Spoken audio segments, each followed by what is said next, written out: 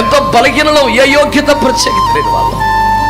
చాలాసార్లు అయిపోయాం. కీర్తనకారుడు అంటాడు, నా కాలు జారడని నేను అనుకునగా నీ కృప నన్ను స్థిరపరిచింది.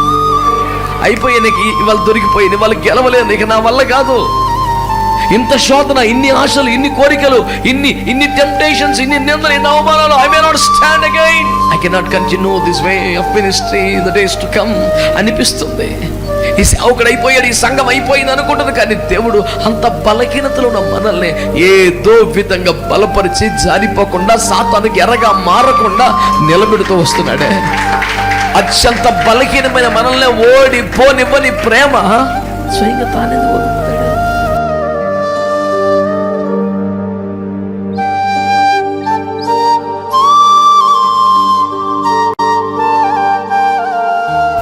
ఈనాటి మన ధ్యానం కొరకై జకర్యా గ్రంథం 4వ అధ్యాయం.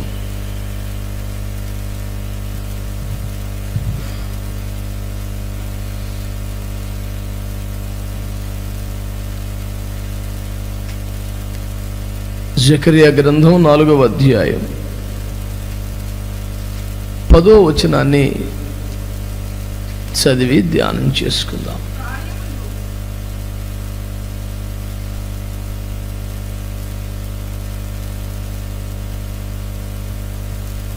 అయిపోయిందా 10వ వచనం?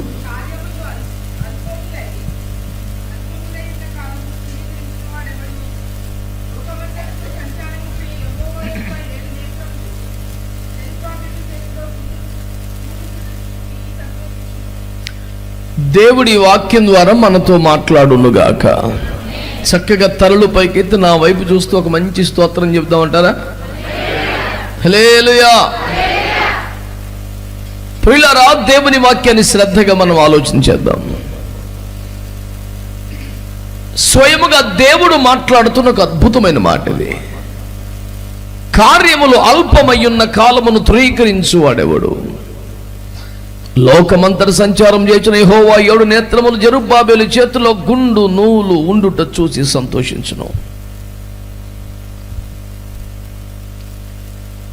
ఈ మధ్యకాలంలో దేవుని ఆత్మ నన్ను విస్తారంగా రేపుతున్న మాట ఇది. పదే పదే ఈ వాక్యం ద్వారా ప్రభు నన్ను ఆత్మలో రేపుతూ ఉన్నారు. దీన్ని కాదని, దీన్ని బైపాస్ చేసి, దీన్ని ఓవర్టేక్ చేసి ముందుకు వెళ్ళలేని పరిస్థితి ఏర్పడుతుంది.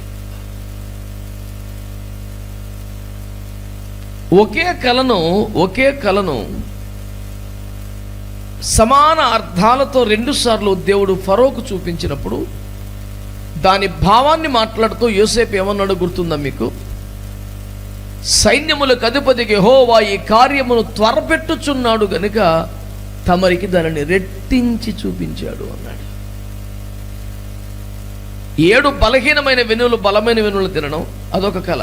నెక్స్ట్ కళలో 7 బలహీనమైన ఆవులు బలమైన ఆవులను తినడం. ఒకే అర్థం. 2 సార్లు ఎందుకు చూపించంటే దేవుడు దాన్ని త్వరపెట్టుచున్నాడు గనక మీకు ఎలా చూపించాడు అని ఆది కాండములోనే బైబిల్ మనకు ఒక సిద్ధాంతాన్ని నేర్పించింది.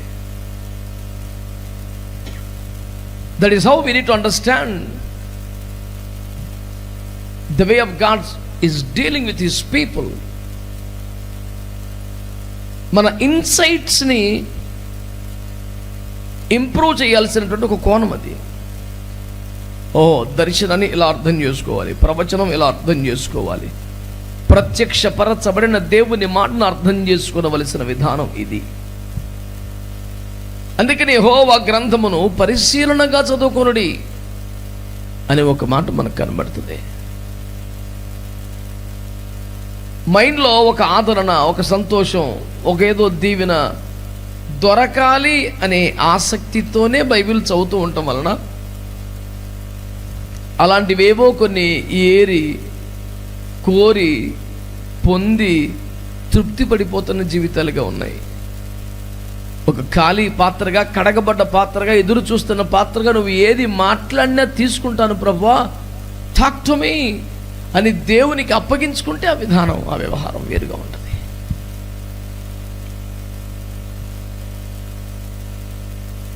ఒక హోటల్లో ఈ మధ్య యూట్యూబర్స్ బాగా రోజుకు ఒక హోటల్ మీద పడి దాన్ని ప్రజలకు పరిచయం చేసే ప్రయత్నం మంచిగా చేస్తున్నారు కదా. ఆ ప్రయత్నంలో ఒక వీడియో చూశాను నేను. అక్కడ హోటల్ చాలా మంచి పేరు ప్రఖ్యాతులు ఉంటే, చిన్న హోటల్ చాలా రుచిగా ఉంటుందని అక్కడ టిఫిన్ చేస్తున్న కస్టమర్స్ని కూడా ఇంటర్వ్యూ తీసుకుంటున్నాడు. అందులో ఒక ఆయన గత 10 సంవత్సరాలుగా ఇక్కడ ఇడ్లీ తింటున్నాను, చాలా చాలా చాలా బాగుంది, అసలు ఎప్పుడు చట్నీలో టేస్ట్ మార్పు రాలేదు, I really enjoyed it like anything every day అని వారు మాట్లాడుతున్నారు. ఈ ప్రక్కన ఓనర్ గారు ఏదో చెప్పే ప్రయత్నం చేస్తున్నాడు, కానీ లేదా ఇడ్లీ సూపర్, అసలు మిగతాటి కూడా తెలియదు కానీ ఇడ్లీ బీభత్సం అని అంటున్నారు. ఎందుకు మీరు ఇడ్లీ మాత్రమే తింటున్నారు? ఇంకా ఉన్నాయి, ఇడ్లీ చాలా బాగుంటుందండి. ఈ అణుచుకోలేకపోతున్న ఆవేశంతో ఉన్న ఓనర్ గారి వైపు తిప్పాడు కెమెరా, అంటాడు మిగతా టిఫిన్స్ కూడా అంతే బాగుంటాయి అని. ఆయన ట్రై చేయడు ఇప్పుడు. అసలు నేను అడుగుతాను, పోనీ గారి వేసుకోండి, ఈసారి బజ్జీ వేసుకోండి, దోశ వేసుకోండి, అవి ఇడ్లీ చేయంటాడు. ఇడ్లీ కోసమే వస్తాడు, ఇడ్లీ తింటాడు, వెళ్ళిపోతాడు. ఇంకా అద్భుతమైన దానికన్నా రుచికొని చాలా ఉంటాయి, ట్రై చేయడం మనిషి అని అంటున్నప్పుడు నాకు క్రైస్తవ్యం గుర్తొచ్చింది. వాళ్ళు దీవెన కావాలి, స్వస్థత కావాలి, కృప కావాలి, అభివృద్ధి కావాలి, అది ఫిక్స్ అయ్యి వస్తారు.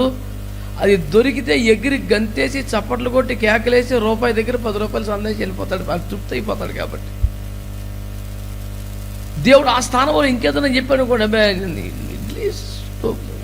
ఇవన్నీ అనవసరం. Preoccupied minds, pre engaged minds వలన దేవుని విస్తారమైన నూతన కృపను పొందలేని పరిస్థితి క్రైస్తవులో ఉంటుంది. లేదు ప్రభా, నువ్వు ఏది మాట్లాడి నేను తీసుకుంటాను అని ఒక ఓపెన్ హార్ట్తో దేవుని సన్నిధిలో కూర్చుంటే ప్రభు తప్పకుండా కార్యాలు చేయగలరు. ఇదిగో నేను ఒక నూతన క్రియ చేయుచున్నాను, దాని గురించి నువ్వు ఆలోచించవా అని ప్రభు అడిగితే, ఎందుకులే ప్రభు పాతి బాగున్నాయి, ఏ కంటిన్యూ చేయంటే ఏమైనా అర్థం ఉందా? Let us open for the word of God and then try to the Holy Spirit God. ఒకదానికి ఫిక్స్ అయ్యి దాన్నే మనం కోరుకోవడం అంత సమంజసమైన పద్ధతి కాదని మీకు మనవి చేస్తూ దేవుని వాక్య అనుభవాలకు మిమ్మల్ని ఆహ్వానిస్తున్నా. దేవునికి స్తోత్రం కలుగునగాక. ప్రియులారా, దేవుని వాక్యాన్ని చూస్తే కార్యములు అల్పములో ఉన్న కాలమును తృణీకరించు వాడెవడు? కార్యాలు బాగా జరగటం లేదని ఆ కాలాన్ని బాగా తృణీకరిస్తున్నారట. అంటే కార్యములు అల్పమైన కాలాన్ని తృణీకరిస్తున్నవారు అంటే అర్థం ఏమిటంటే, ఆ కాలంలో బాగా అద్భుతాలు జరిగేవి, ఆశ్చర్యకార్యాలు జరిగేవి, మహత్కార్యాలు జరిగాయి, సూచక్రియలు జరిగాయి. ఆ రోజులు వేరు, ఆ దైవజనులు వేరు, అభిషేకం వేరు, ఆ కార్యాలు వేరు. ఇప్పుడు ఎంత పుట్టిదే ఏదో అలా నామకే వస్తా కొట్టుకుపోతాం తప్ప పెద్దగా ఏమీ పని జరగటం లేదండి. ఏదో సంఘాలు ఉన్నాయన్న పేరుకు ఉన్నాయి, జరుగుతున్న పేరుకు జరుగుతున్నాయి, రోజుకు సేవకులు పుట్టుకొస్తున్నారు, సంఘాలు పుట్టుకొస్తున్నాయి, పరిచర్యలు జరుగుతున్నాయి తప్ప అబ్బే పెద్దగా చెప్పుకోదగిన కార్యాలేమి లేవు అనే పెదవి విరుపు అదొక మహాపెద్ద అద్భుతమైన ఆవిష్కరణగా ప్రజల్లో దూసుకుపోతుంది. అది ఎవరు కొత్తగా కనుక్కున్న నూతన ప్రత్యక్షత? వీడికి ఏమైనా బీభత్సమైన ప్రత్యక్షత వచ్చిందా? దేవుడు కానీ వీడితో మాట్లాడా? ఇది యెహోవా వాక్కును వెళ్ళి చెప్పునానని చెప్పాడా? లేదు. వీడికి బీభత్సమైన ప్రత్యక్షత వచ్చినంత ఫీలింగ్. ఇప్పుడేమో అసలు ఆ రోజుల్లోని బాబాయ్ బాబోయ్, మరి ఈ రోజుకు నువ్వు ఎలాగెందుకున్నావురా? అడంతే. ఆ రోజుల అగ్ని, ఆ రోజుల అభిషేకం, ఆ రోజుల కార్యాలు, ఆ రోజుల బీభత్సం. ఇప్పుడు ఏమి లేదండి, అంత ఒట్టిదేనండి, ఏదో హడాబడి తప్ప ఏమి కార్యాలు లేవు, పోలేవండి. అలాంటి పరిచర్లు, అలాంటి అగ్ని అభిషేకం, అలాంటి ప్రవాహం, అలాంటి ఉద్యమంలో, అలాంటి ఉప్పెన సహితమైనటువంటి ఆత్మ ప్రవాహంలో వచ్చిన వాళ్ళం మేము అని చెప్పుకోవడానికి ఇష్టపడుతున్న వ్యక్తి దాని తాలూకా వేడి కొంచెమే లేదు, అగ్గి ఎలాగూ లేదు, యేసు రక్తమే చేయి, మొత్తం ఎప్పుడో బొగ్గైపోయింది. నేను ఒకసారి ఒక సభా వేదిక మీద ఉంటే అకస్మాత్తుగా నా కాళ్ళ దగ్గర పొగలు వచ్చినాయి. ఏదైనా షార్ట్ సర్క్యూట్ తగలబడిందా, నేను కూడా చేస్తానా ఏందిరా బాబు అని టెన్షన్ పడ్డాను. తీరా చూస్తే ఏమీ లేదు, కృత్రిమంగా కావాలనే పొగ ఏర్పాటు చేశారు వేదిక మీద. దేదీప్యమానంగా వెలుగుతున్న దీపాలు ఆర్పేశాడు, మసక లైట్లు పెట్టాడు. ఇలాంటి పనికి మన వ్యవహారం అంటే నా మహాచికాకు. దీనికోసమే సంఘమందరం సందలు వేసుకొని లైట్లు అరిపి పొగబెట్టారు. దానికి వాళ్ళు డబ్బులు అంట. నాకు అప్పటికే నేను ఈ అసహనంతో ఒకడు వచ్చాను, ఏంటన్నా ఈ పొగ అని నన్ను అడిగితే నేనా కారణం? నేనేం చెప్పాలి జవాబు? ఏదో ఒకటి చెప్పాలిగా. అడిగినందుకు అగ్గి ఎలాగో లేదు కదరా, అదే మిగిలింది అన్నాను. ఏదో ఒక వ్యక్తిని, వ్యవస్థని కోప్పడాలనే తాత్పర్యంతో మాట్లాడటం లేదు. అసలు నువ్వు చేసేదానికి సోయి ఉందా, తెలివి ఉందా? ఎందుకు చేస్తున్నావు? ఆడెవడో చేశాడని మనం చేయటమే. దేవుడేంటో, దేవుని సేవ ఏంటో, దేవుని మహిమేంటో, దేవుని క్రమాలేంటో, దేవుని పద్ధతి ఏంటో తెలియని ఫిలిష్తీయులు బండి గట్టి మందసం పెట్టారని అర్థం చేసుకోవచ్చు. కానీ దావీదు బండి మీద అర్థం బుద్ధి ఉండాలి కదా. ఫిలిష్తీయుల కంటే ఈ క్రమాలు ఏం తెలుసు? మందసం వల్లే పని అవుతుంది, ఇది ఎత్తుకెళ్ళిపోతే వీళ్ళని ఓడించదని ప్లాన్ వేసారు, ఎత్తుకెళ్ళిపోయారు. మందసం వెళ్ళిపోవటం వల్ల ఇశ్రాయేలు వీక్ అయ్యారు, కానీ వీళ్ళు పట్టుకెళ్తే లేకుండా చచ్చిపోతున్నారు. మందసం లేకపోవటం వల్ల ఇశ్రాయేలు వీక్ అయిన మాట నిజం. దానివల్ల వాళ్ళు గెయిన్ చేసింది ఏమి లేదు, సావులు, రోగాలు, జబ్బులు తప్ప. మాకు వద్దురా బాబు ఈ దరిద్రం అనే మూమెంట్కి వచ్చి కొత్త బండి చేసి మందసాన్ని పెట్టి వదిలించుకున్న క్రమం అది. ఇప్పుడు దావీదు ఎక్కడ పెరిగాడు? ఫిలిష్తీయుల మధ్యలో పెరిగాడా? ఎలాంటి తల్లి ప్రార్థన అనుభవంలో పెరిగాడు? అతని తల్లి కన్నీటి ప్రార్థన అనుభవాల కదా 7 కంటే అన్ని విషయాల్లో తృణీకరించబడ్డవాడిగా, వెనకబడ్డవాడిగా, పక్కన పెట్టబడ్డవాడిగా ఉన్న దేవుని దృష్టిలోకి వచ్చి అంత భక్తి చేసి దేవుని మహింపరిచి దేశానికి రాజు అయ్యాడు. ఇలాంటి రోజుకు 3 సార్లు ప్రార్థన చేసే పెద్ద మనిషి, 7 సార్లు ఆరాధన చేసే పెద్ద మనిషి, రాత్రింబగలు వాక్యం చదివే పెద్ద మనిషి ఫిలిష్తీయుల ఫార్ములా ఫాలో అవడం ఏంటంటే దరిద్రం.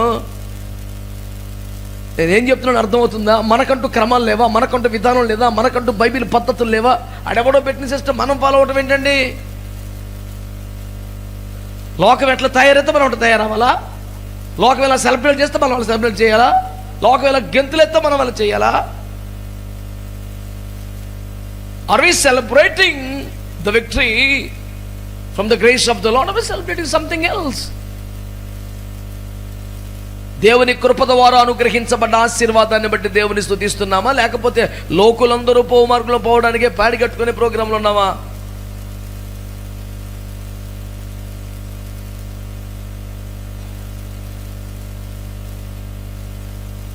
ఒక పెద్ద మహావిశ్లేషకుల్లాగా డైలాగ్ కొట్టమంటే ప్రతివాడు రెడీ. ఇప్పుడేమి లేదని అసలు ఒకప్పుడు అండి బాబు. ఏమిటి? ఆనాటి ఉజ్జీవానికి సజీవ సాక్ష్యమే ఇతడా? ఆనాటి ఉజ్జీవానికి మిగిలిన మచ్చుతునక ఇతడేనా? కొంచెమైనా ఛార్జింగ్ ఉండిందా ఇతనిలో? ఆ వేడి తాలూకు ఏమైనా ఉండిందా? ఏమి ఉండదు. అయితే ప్రభు మనతో మాట్లాడుతున్నాడు. కార్యములు అల్పమయ్యున్న కాలమును తృణీకరించువాడెవడు? పోను తృణీకరించడం నువ్వెందుకు కోపడుతున్నావు అని అడుగు. ప్రభుని చెప్తాడు. ఏదో పేరుకు జరిగిపోతున్నాయి కానీ అన్ని ఎక్కడైనా ఇంతేనండి. మీ ఊరు, మీ దేశం, మా దేశం అనేం కాదండి, ఎక్కడైనా ఇంతే. ఏమి లేదండి బాబు, ఉట్టిదే నామకే వాస్తే కామ్ చలానా బస్ కూర్చునే హోరే. ఏమి లేదండి. అరే ఒక పుల్ల విరుపు ముగింపుకు వచ్చేసావు కదా. ప్రభు అంటున్నాడు, కార్యములు అల్పములై ఉన్నాయి కదా, అయినా నువ్వు తృణీకరించుద్దా కాలాన్ని అన్నాడు. నిజంగానే కార్యములు అల్పములై ఉన్నాయా?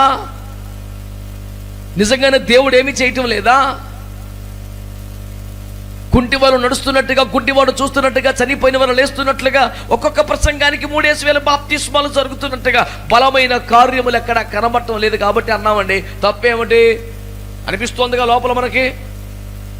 ఎదిరించడం, మధ్యలో అడ్డంగా మాట్లాడడం సంస్కారం కాదని ఊరుకున్నాం, కానీ లోపల ఒకటి బయలుదేరుతూనే ఉంది. మరి అవును, మరి ఉన్నమాట అంటే ఊళ్ళకి ఎక్కువ కార్యాలు ఎక్కడ ఉన్నాయి?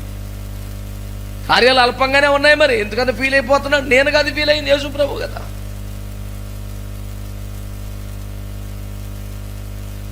కార్యములు అల్పమైన కాలమును తృణీకరించు వాడెవడో అని గద్దిస్తుంది నేను కాదండి, జకర్యా కూడా కాదు.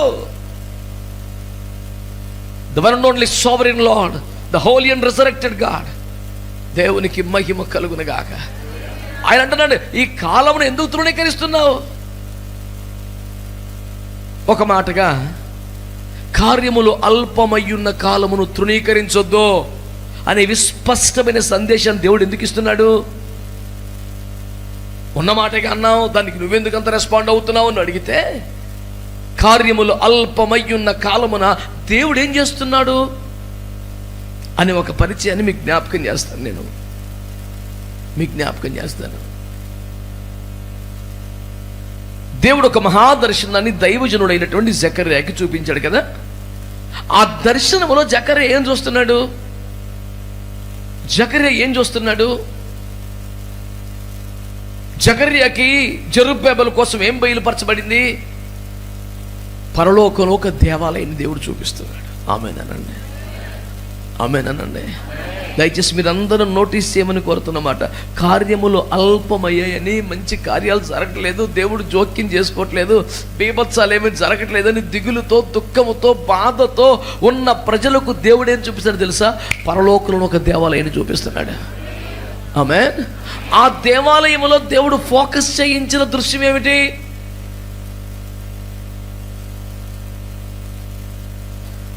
రెండు ఒలీవ చెట్లు చూపించారు.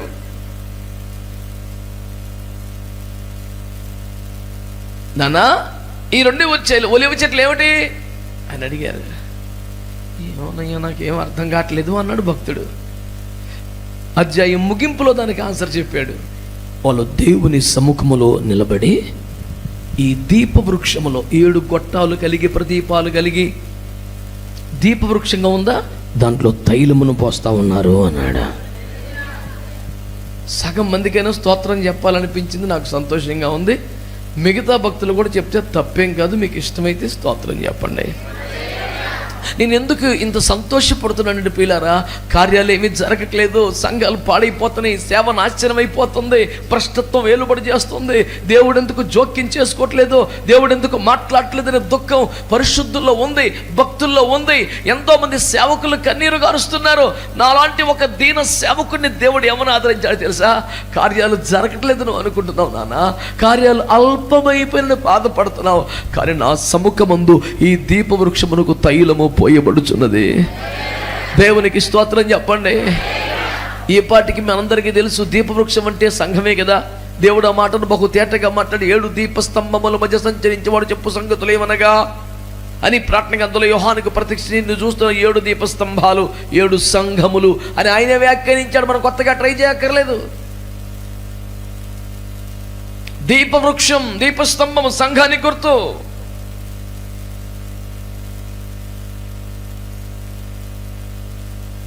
ఇప్పుడు ఆ దీపవృక్షములో 7 ప్రదీపములలో, ప్రమిదలలో బాదముకాయ కలశ రూపమైనటువంటి ఆ ప్రమిదలో అచ్చమైన దంచి తీసిన ఒలీవల తైలమును పోయాల్సినటువంటి ఆ చోట పరలోకములో 2 వ్యక్తులు ఉన్నారట. వారిని సాదృశ్యాల ఒలీవ చెట్లుగా చూపెట్టాడు. 2 సేవకులు ఉన్నారంట, 2 దూతలు ఉన్నారంట. వారి పని ఏంటి తెలుసా? ఈ దీపం ఆరిపోకుండా. ఆమేనండి. ఈ దీపం ఆరిపోకుండా, అంత మాత్రమే దాని ప్రభ తగ్గకుండా, వెలుగు తగ్గకుండా దానిలో తైలమును పోసే ఏర్పాటు 2 చేశారంట. ఇప్పుడు చూడండి, వ్యక్తులు ఎలా ఉన్నారో నాకు తెలియదు, సంఘాలు ఎలాగున్నాయో నాకు తెలియదు, నీవు ఎలాగో నాకు తెలియదు, కానీ నా దేవుడు నాకు తెలుసు. నేను నమ్మిన నా దేవుని ఎరుగుదును. ఆయన సంఘము నిర్లక్ష్యం చేసిన వాడు కాదు, తన ప్రాణం పెట్టి కట్టుకున్న సంఘాన్ని వదిలేసిన వాడు కాదు, రక్తం పెట్టి కొనుక్కున్న సంఘాన్ని నిర్లక్ష్యం చేసుకున్న వాడు కాదు. ఆయన అంత అమాయకుడు కాదు, ఆయన చేతగాని వాడు కాదు. రక్తం పెట్టి ప్రాణం పెట్టి కొట్టుకున్న సంఘాన్ని గురించి ఏమన్నాడు తెలుసునా? మత్తయి సువార్త 16లో నేను నా సంఘమును కట్టుదును అన్నాడు. It's God's challenge to the world that I will build my church అన్నాడు. కానీ ఫెయిల్ అయిపోయాడు అనుకుంటున్నావా? చిన్నప్పుడు చదువుకున్న మాట గుర్తుందా? Jesus never fails. ఆయన ఇప్పుడు ఓడిపోడు. ఆయన ఇప్పుడు అరే నిన్ను నన్నే ఓడిపోనివ్వట్లేదు, ఆయన ఎక్కడ ఓడిపోతారు సార్? ఎంతో బలహీనలో, ఏ యోగ్యత ప్రత్యేకత లేని వాళ్ళు. చాలాసార్లు నీకు అయిపోయాం. కీర్తనకారుడు అంటాడు, నా కాలు జారడని నేను అనుకునగా నీ కృప నన్ను స్థిరపరిచింది. అయిపోయి నీకు ఇవాళ దొరికిపోయింది, వాళ్ళు గెలవలేను, ఇక నా వల్ల కాదు. ఇంత శోధన, ఇన్ని ఆశలు, ఇన్ని కోరికలు, ఇన్ని టెంప్టేషన్స్, ఇన్ని నిందలు, ఇన్ని అవమానాలు. I may not stand again. I may not continue to withstand the bitter circumstances. I'm gone.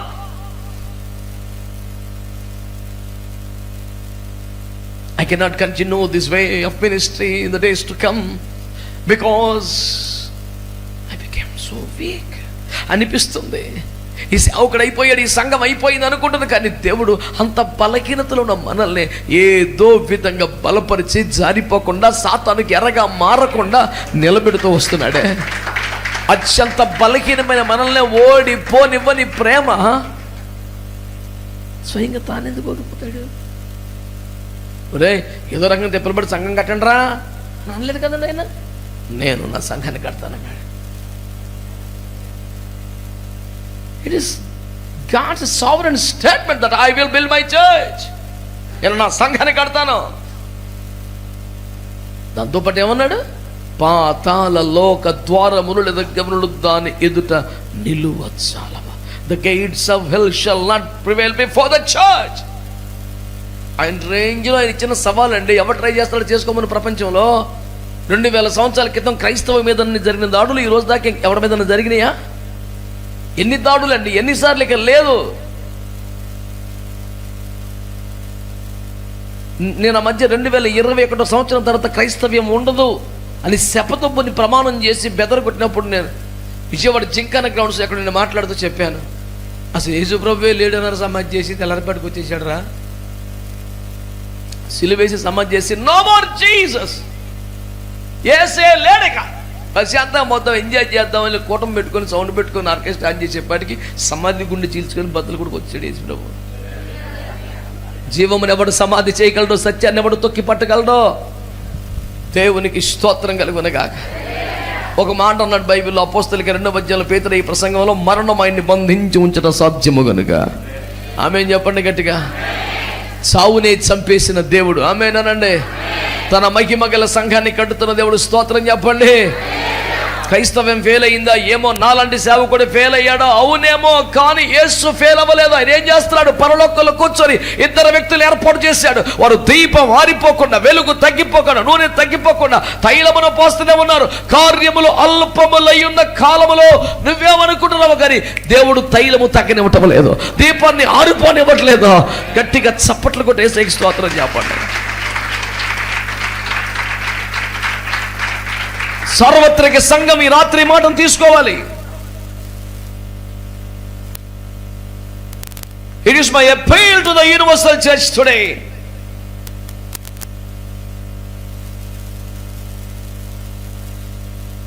Please do not get discouraged by the circumstances you are seeing and facing in this world, because we serve such a wonderful God, one and only holy and resurrected God, who killed the death like anything, who rose again from the grave, who is alive today, is assuring something, that I am building my kingdom, I am raising my church like anything. పరిస్థితులను బట్టి మనం ధైర్యం పడదామా? ప్రభు మాటను బట్టి ధైర్యం తెచ్చుకుందాం. మీరు చెప్పండి. ఏదో బతికి బట్ట కలిగితే చాలు అనుకుందామా? ఉనికిని కాపాడుకుంటే చాలు అనుకుందామా? దేవుని రూపంలో ఉన్న 10 మందిని కాపాడుకుంటే చాలు అనుకుందామా? కాదు కాదు కాదు. సంఘమును దేవుడు నీ చేతుల్లో పెట్టేయలేదు. నీ ధైర్యం బాబు, నువ్వు కొంచెం ఎలాగైనా చూడరా బాబు అంటూ లేదు. నేను నా సంఘాన్ని కడతానన్నాడు. ఆ దీపం ఆరిపోనివ్వకుండా తైలమును పోసి ఎవరిని ఏర్పాటు చేసుకున్నాడు?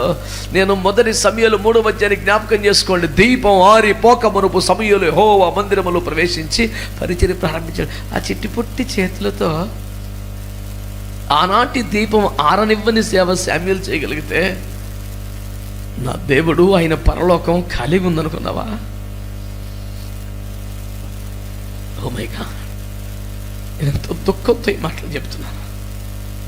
క్రైస్తవ్యాన్ని చూస్తామంటే రకరకాల పరిస్థితులు, ఆస్తుల కోసం, సిద్ధాంతాల కోసం, డినామినేషన్ల కోసం, పేరు కోసం, పదవి వ్యామోహంతో ఏ రోజు గుడి కట్టినట్టే కడుతున్నాయి కదా భూమి మీద. దేవుడు ఏం చేస్తున్నాడనే కదా ఒక భక్తుడి అంతరంగపు ఆక్రోషం. ఒక్కొక్కడు ఒక రకంగా చెలరేకపోతే దేవుడు ఎందుకు సైలెంట్గా ఉండాలా? ఏదో చేయొచ్చు కదా. ఒక భక్త హృదయం అనిపిస్తుంది. అది తిరుగుబాటు కాదు, ఒక ఆకాంక్ష, ఒక భక్తితో కూడినటువంటి కోరిక.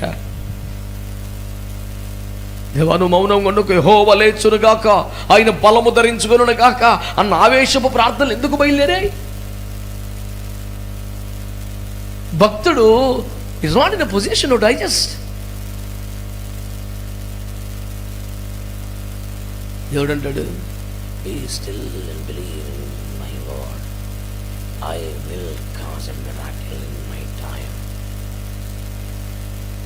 I know, but when your time come, my Jesus,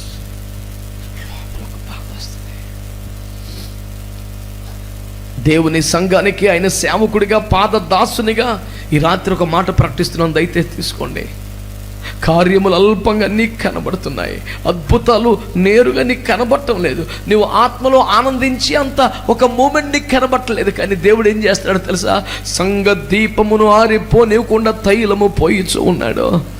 ఎక్కడికక్కడ దేవుడు సేవ నాశనం కాకుండా కాపాడుకుంటున్నాడు. మినుకుమన్న దీపానికి ఆయన అద్భుత అభిషేక హస్తములు పెట్టి ఆ ప్రమిదను ఆరకుండా చూసుకుంటున్నాడు, ఆ ఒత్తిని కాపాడుతున్నాడు. శత్రువు అంటున్నాడు, దేవుడు కట్ చేయటాన్ని చూపిస్తూ, ఏయ్ దేవుడే కట్ చేస్తున్నాడు నిన్ను అంటున్నాడు. అబద్ధం. దేవుడు కట్ చేస్తున్నది కాలి వెలుగు విరజిమ్ముటకు అడ్డుపడుతున్న ఆ కొడిగట్టిన పై మొక్కను మాత్రమే.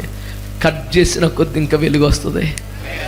ఆ కత్తెరనే జూమ్ చేసి చూపిస్తాడు, మీ దేవుడే నరుగుతున్నాడు, మేమేం చేయక్కర్లా, ఆయన చాలు నాశనం చేస్తాకే. అది అబద్ధం. దేవుడు సంఘాన్ని కడుతున్నాడు, దేవుడు రాజ్యాన్ని కడుతున్నాడు. ఒకరోజు దేవుడు తిరిగి వస్తాడట కదా. ఆ తిరిగి వచ్చే మూమెంట్ని సువార్తలో దేవుడు ఏమని రాయించాడు తెలుసా? మనుష్య కుమారుడు రాజ్యమును సంపాదించుకొని తిరిగి వచ్చినప్పుడు. Have you noticed that word? రాజ్యమును పోగొట్టుకున్నాడు ఆయన, రాజ్యమును సంపాదించుకొని వస్తాడు. హే రాజు నిలవజాలని ఒక మహారాజ్యాన్ని, భూరాజులు తెచ్చి మహిమ అప్పగించాల్సిన ఒక రాజ్యాన్ని ఆయన కట్టబోతున్నాడు. మనుష్య కుమారుడు రాజ్యమును సంపాదించుకొని వస్తాడు. దాని విషయంలో మనకేమంటే అక్కర్లేదు, కానీ మనల్ని అడుగుతాడు, నువ్వెంత సంపాదించావు నానా అని.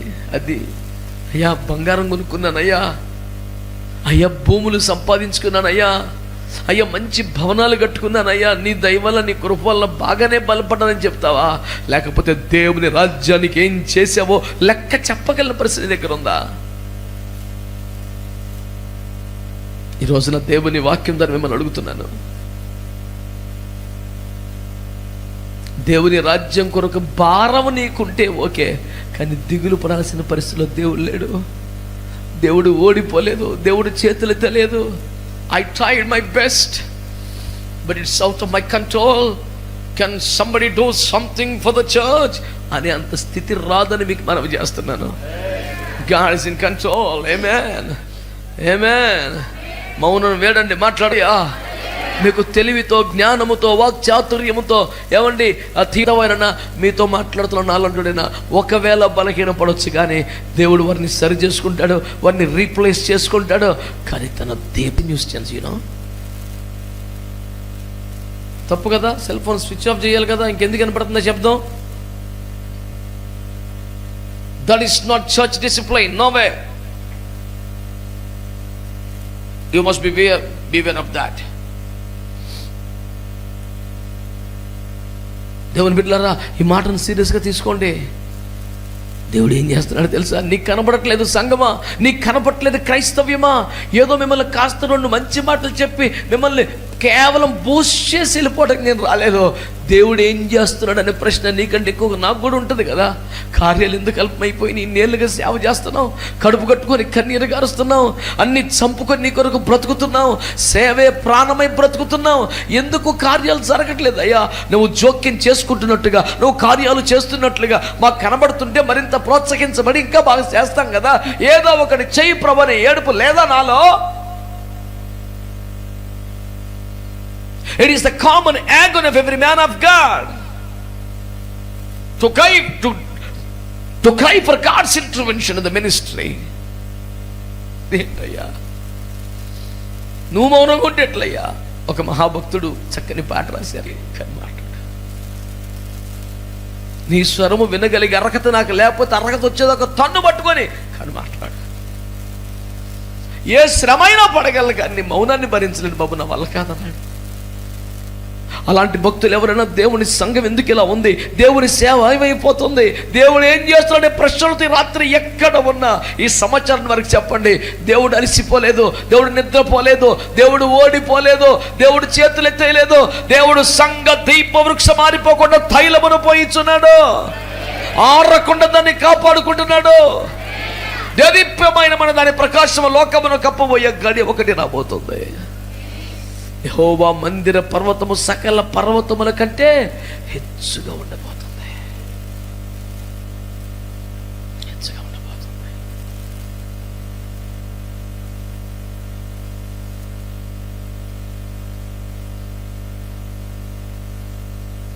నూతన యెరూషలేము పట్టణాన్ని గురించి ప్రకటన 21లో ఎంత అద్భుతంగా మాట్లాడాడు. ఆ పాటలో కూడా శోభ కలిగిన ఆ దివ్య నగరము వర్ణించలేము, దగదగ మెరయు సూర్యకాంతము. ఏమనుకుంటున్నారు? ప్రభ తగ్గిపోతుందా, చేష్టలు ఒడిగిపోతుందా, నానాటికి తీసుకట్టు అవుతుందా? లేదా కార్యములు అల్పమైన కాలములో నువ్వు నోటీస్ చేయవలసిన ఒక్క సంగతి, సంఘ దీప వృక్షం ఆరకుండా తైలమును దేవుడు పోస్తున్నాడు. A special anointing is coming from above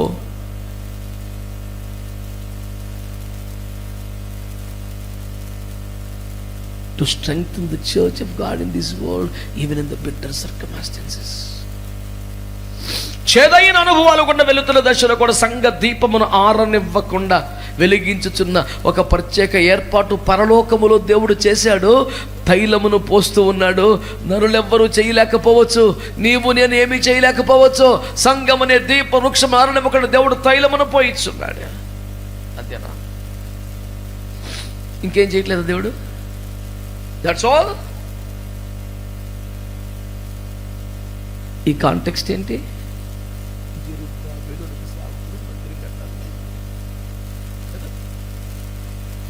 దానికి ఇరుగు పొరుగు వల్ల కాదు, దేశపు రాజు గారే ఉంటుంది. పాస్టర్ గారండి ఇతను చర్చి కట్టుకుంటాడు, వద్దనే ఎవరు దేశానికి రాజుగారు. Can you try? ఇంకేం చేస్తాం? దేవుని చిత్తమాలా గురిడలు మనం ఏమి చేయడం అని సరిపెట్టుకుంటాం. కానీ జెరుబ్బాబెలు మాత్రం కుండులు పట్టుకుని రెడీ ఉన్న గుడి కట్టారు. అక్కడ నీకు అపోనెంట్ గా నీకు ఎగరేస్తూ ఉన్నది ఎవరో దేశానికి రాదు. రే ఎట్ట కడతావు చూస్తాను అన్నాడు, కట్టనేమని అంటున్నాడు.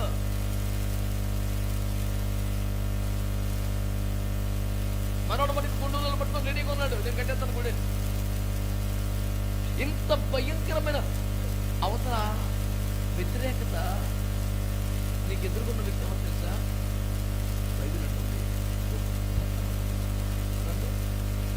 ఈయనవో చిన్న సేవకుడు, ఈయన గడ్డు నిలబడింది ఎవరు? గొప్ప పర్వతం.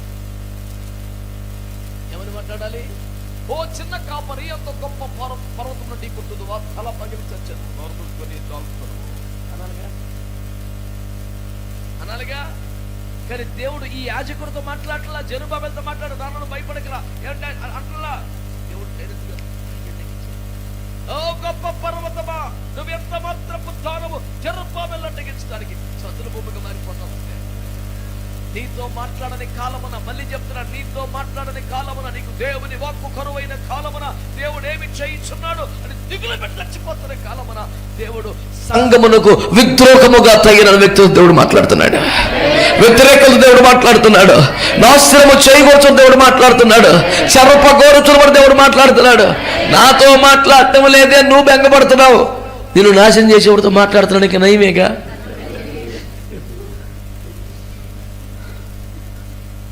ఒక్క మాట చాలు, ఒక్క మాట చాలు అని నువ్వు వెడుతుంటే ఆడికి 4 మాటలు చెప్తున్నాడు. రే మా పిల్లడి జోలికి ఎలా బాకు, నీ సంగతి చెప్తాను అంటున్నాడు.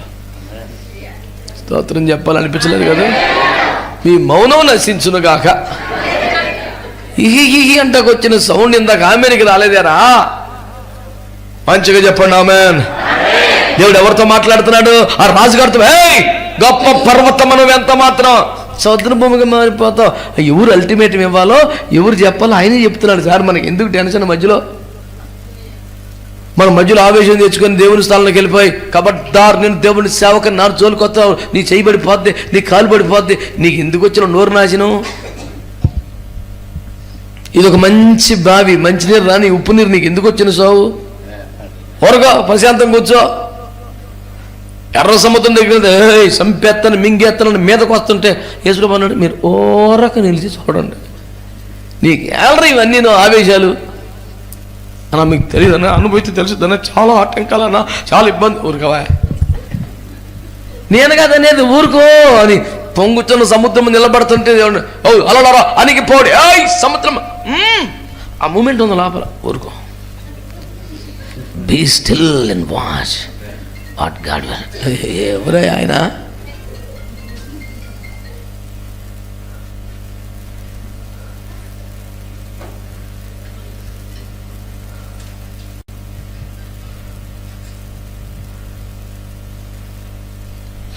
దేవుని వాక్యాన్ని స్వీకరించండి. పూట కార్యములు అల్పమైన కాలమును తృణీకరిస్తున్న వాడెవడు? తృణీకరించకపోతే ఏం చేయమంటావు? తెలుసుకో, దేవుడు సంఘ దీప వృక్షములో తైలమును నింపుచున్నాడు. ఆమేన్, హల్లెలూయా. ఏమండి, భూమి సూర్యుడు అన్నీ తిరుగుతూ ఉన్న క్రమంలో అప్పుడప్పుడు చంద్రుడు అడ్డొస్తాట భూమికి, సూర్యకాంతులు పడకుండా కాస్త అమావాస్య అనిపిస్తుంది, తిరుగుద్ది, మళ్ళీ ఇసురక్తం ఎజ్జి పిండి ఆరబోసినట్లుగా పండు వినడు లోకం మీదకి రాబోతుంది. దేవునికి స్తోత్రం కలుగునగాక. హల్లెలూయా. అయ్యో, నాకు నువ్వు సూర్యునికి మధ్య వచ్చుచున్నటువంటి ఓ చందమామ, నిన్ను శపించుచున్నాను. ఇంతకు నీకు పని? ఆ టూర్కో కాసేపు అదే పోయిద్దే. Just like the days of Pentecost, the fire is burning again. మళ్ళీ ఆ రోజులో జరిగినట్టే మళ్ళీ జరగబోతుంది. మునుపు జరిగినదే ఏకన్నా ఉండబోతుంది. దేవునికి స్తోత్రం కలుగును గాక. యోబు గలంటి పెద్ద ఆయన అంటాడు, తొల్లిటి దినములలో ఉన్నట్లు నాకుండిన ఎంత మేలు ఉండదు. యోబు, భయపడకో, గట్టిగా మాట్లాడితే 7 రెట్లు ఎక్కువ ఉంటుంది. నీకేమైనా ప్రాబ్లమా? వేసిన అడిగెళ్ళన్నీ ఎత్తిలో పడిను, నా నిమిత్తము నూనె బండ నుంచి ప్రవాహముగా వచ్చెను. ఇప్పుడు పెంట దెబ్బ మీద కూర్చొని కురుపులతో బాధపడే పరిస్థితి వచ్చేసింది. పూర్వము నాకుండిన వైభవం మరలా వస్తే ఎంత బాగుండును, తొల్లిటి దినములో ఉన్నట్లే బాగుండు. అలాగే ఉండటం దేవునికి ఇష్టం లేదు, 7 రెట్లు ఎక్కువ ఉండబోతుంది. నీకేమైనా ఇబ్బందా? కార్యములు అల్పమై ఉన్న కాలమును ఎవరు నిరాశపడకండి. దేవుడు మన జీవితంలో గొప్ప పనులు చేయబోతున్నాడు. దేవునికి స్తోత్రం చెప్పండి. సంఘం విషయములో, సార్వత్రిక సంఘ విషయములో, క్రైస్తవ విషయములో దేవుడేవి చేస్తున్నడికి పోయినవాడు, ఓడిపోయినవాడు, చేతులు ఎత్తేసినోడు కాదు.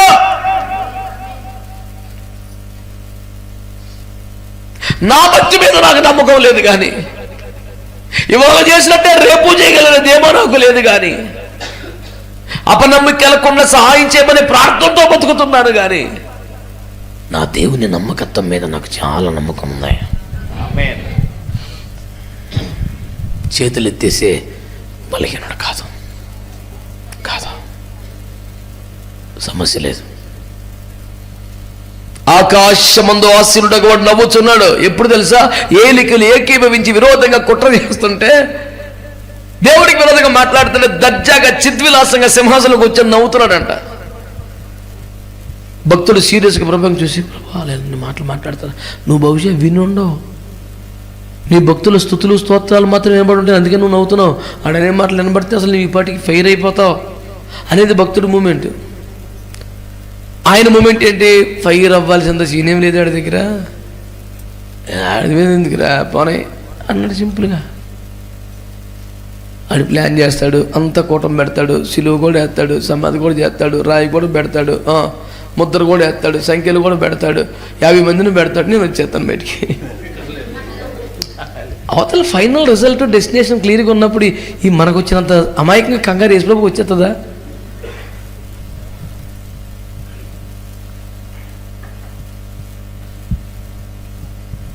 ఆయన రేంజ్ ఏంటండి, ఆయన గొడవ ఏంటండి? మీ కుటుంబంలో కార్యాలు జరగలేదో బిడ్డలారా? మీ వ్యక్తిగత ఆత్మీయ జీవితంలోనా, సంఘంలోనా, సేవలోనా, సార్వత్రిక సంఘమే నీ గుండెల మీద భారమై దుఃఖం జరుపుతున్నావా? ఈ రాత్రి దేవుని మాట వినండి. కార్యములు అల్పమై ఉన్న కాలమును ఎవడు తృణీకరించొద్దో దేవుడు తైలము పోస్తున్నాడు. దేవుడు జెరుబ్బాబెలును అడ్డగిస్తున్న పర్వతంతో మాట్లాడుతున్నాడు. ఏయ్ పర్వతమా, సద్దును భూమిగా మారిపోతా. ఇవతనేమో చిన్న పాష గారు, పెద్ద పర్వతం ఢీ కొడితే ఎవడేమవుతాడు? పర్వతం అలాగే ఉండదు, ఈ తల ముక్క చెక్కలే చచ్చిపోతాడు. అది ప్రజెంట్ సినారియో. కానీ దేవుడు మాట ఏంటి తెలుసా? ఈడు ఎక్కువలేదు ఉంటాడు, పర్వతం సదను భూమి అయిపోతాడు. హల్లెలూయా చెప్పరే. మీకు ఇప్పుడు కూడా స్తోత్రం చెప్పాలనిపించకపోతే అసలు మీరు సూపర్, అసలు మామూలు కాదు. అమ్మో ఏందండి రేంజ్ అసలు. ఇప్పుడు కాబట్టి ఇంకెప్పుడు చెప్తావు? యేసు రక్తం జయం. సద్దును భూమిగా దేవుడు శత్రువుని మార్చబోతున్నాడు. నీ ముందు నీ శక్తికి, నీ యొక్క స్తోమతకి అన్నిటికీ మించిపోయిన ఒక మహాపర్వతం దేవుడు డీల్ చేస్తున్నాడండి. నిన్ను డీల్ చేయమంటే ఏం చేస్తావు నువ్వు? మా అయితే ఎవరున్నా వెత్తాం. రాజశ్రీ రాజుగారి దివ్య సముగ్రం ఏం చేయమగా చిన్నవారివి చిన్న సంఘం ఏదో కట్టుకుంటున్నావు, మీరే అడ్డుపడితే ఎవరికి చెప్పుకుంటాం? మహానుభావ చూసించుంటే పోనీ మాకు అరెకరం ఇచ్చే హల్లేలుయా. ఇంతకన్నా ఏం పెట్టి చస్తాం మెమోరండం మనం. కానీ అటు పెట్టాం అనుకోవటం. ఆ మెమోరండం ఏదో వీడికి ఇవ్వకుండా ఆయనకి ఇస్తే ఆయన ఏం చేస్తాడు? దాన్ని ఆయన రేంజ్లో అక్కడి నుంచి మాట్లాడతాడు. స్తోత్రం. ఇప్పుడు కానిస్టేబుల్ గారు మనల్ని ఇబ్బంది పెడుతున్నాడు అనుకోండి, ఇప్పుడు ఎస్పీ గారు మన చుట్టమైతే కూటమి ఎట్లా ఉంటుంది? హల్లెలూయా. మెమోరాండం పట్టుకెళ్ళి పెద్ద కానిస్టేబుల్ దగ్గర నిలబట్టం ఎందుకు? ఒక్కసారి ఎస్పీ గారు ఇబ్బంది పెడుతున్నాడంటే ఎవడు రాడు అడా? సరే నువ్వు ఇంటికి వెళ్ళు, భయం వేస్తున్నాను అక్కడ కర్రబట్టుగా, నువ్వు వెళ్ళరా ఇంటికి. మనం ఇంటికి వచ్చి లోపలి పోస్ట్ వేసి రక్తం వేయించి. హల్లెలూయా. ఎందుకని? చిన్నప్పుడు సామెత చెప్పనా మీకు? సూర్యుడు అన్న పట్టు అయితే చుక్కలని నా కుక్కలే అన్నాడు. ఆమేన్. అవునండి.